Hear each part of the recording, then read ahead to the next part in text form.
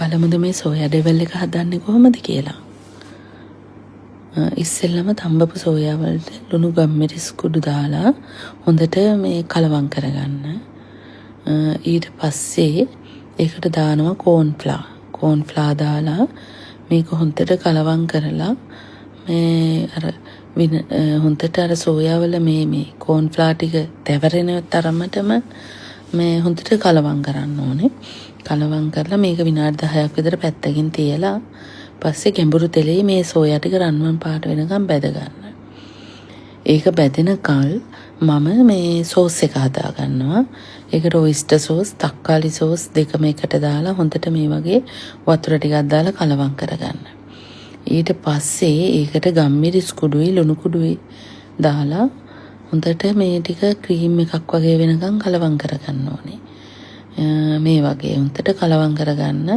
ඒ අතරේ අර සෝයා ටික බැදිලාද බලන්න. ඊට පස්සේ ඒ සෝස් එකට සීනි දාගන්න. සීනිත් දාලා සීනි ටික දිය වෙනකම් හොඳට කලවම් කරන්න මේ ටික. හොඳට සීනි ටික දිය වෙන්න ඕනේ. ඊට පස්සේ අර බැදගත් සෝයා ටික භාජනයකට දාලා සුදු ලුණු, ඉඟුරු ඒව ඔක්කොම දාලා මේ විදිහට හොඳට මේ තෙලේ පොඩ්ඩක් ටෙම්පරාදු වෙන්න දෙන්න. ඊට පස්සේ මේකට කෑලි මිරිස් එකතු කරගන්න. ඊට පස්සේ තව අවශ්‍ය නම් තව ලුණු එකතු කරගන්න.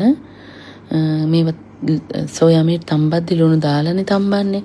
එතකොට පොඩ්ඩක් රස බලලා ලුණු මදි වගේ නම් ඔයාලට පුළුවන් මේ වෙලාවේ තව ලුණු පොඩ්ඩක් එකතු කරගන්න. මේ කෑලි මිරිස් හොඳට අර සෝයා වල තැවරෙනකම් මේ හොඳට කලවම් කරන්න ඕනේ සැරින් සැරේට. මේ වෙලාවේ ලිපේ කින්දර මධ්‍යම ප්‍රමාණයෙන් තියාගන්න. ඊට පස්සේ දැන් අර අපි හදාගත්තු සෝස් එක මේකට එකතු කරගන්න.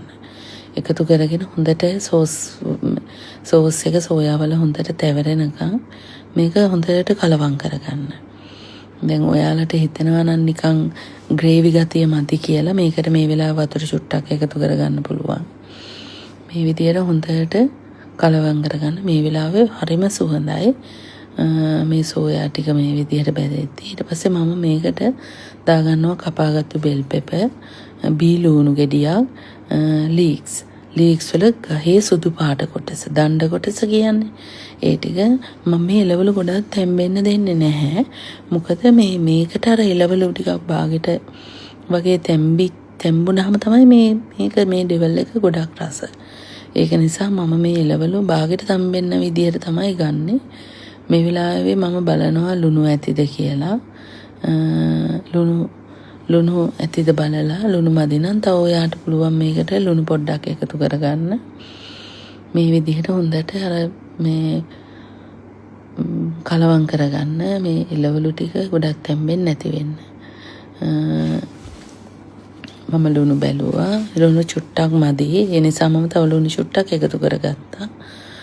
ඊට අමතරව තව මම වතුර පොඩ්ඩක් මේකට එකතු කරගන්නවා. මොකද අර සෝයා වලට වතුර උරන නිසා මට ග්‍රේවි ගතිය මදි වගේ දැනුණා. ඒක නිසා බලන්නකො ලස්සන පාට. ඒ වගේම තමයි මේක හරිම රසයි. ඔය වෙජිටේරියන් අයට ෆ්‍රයිඩ් රයිස් එක කන්න මේ ඩෙවල් එක මේ හරිම රසයි. ඊට පස්සේ දැන් ලුණු ඇති ඔක්කොම බැලුවා. ඊට පස්සේ මම කරන්නේ දැන් මේ ටික ගාන්න මුණා මම මේකට තව වතුර චුට්ටක් දානවා. මොකද මට මේකේ ග්‍රේවි ගතිය පොඩ්ඩක් මදි වගේ. ඊට පස්සේ දැන් හොඳට කලවම් කරනවා. මේ විදිහට තාමත් අර ලුණු ටික අමු ගතියට තියෙන්නේ. ඔයාලට පේනවා. ඊට පස්සේ මම මේකට නිවිති කොළ මේ නිවිති දාලා මේ විදිහට අර නිවිති වල කොළ පාට යනකම්ම තම්බන්නේ. මේ විදිහට අර නිවිති ටික තැම්බෙනකම් විතරක් මේ විදිහට හොඳට කලවම් කරනවා.